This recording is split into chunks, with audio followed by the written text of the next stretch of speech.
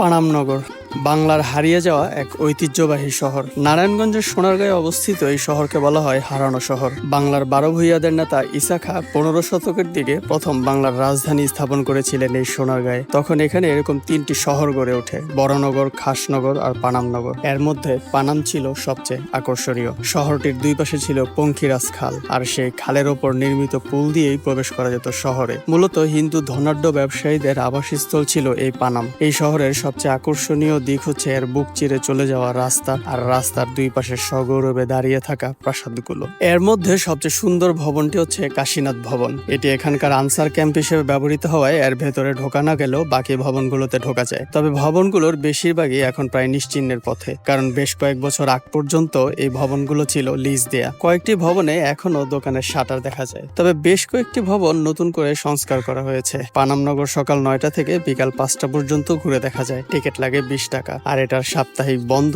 রবিবার। এখানে আসতে হলে ঢাকার গুলিস্তান থেকে সরাসরি বাসে আসতে হবে মোগরাপাড়া, এরপর 20 টাকা অটো দিয়ে পানামনগরের সামনে।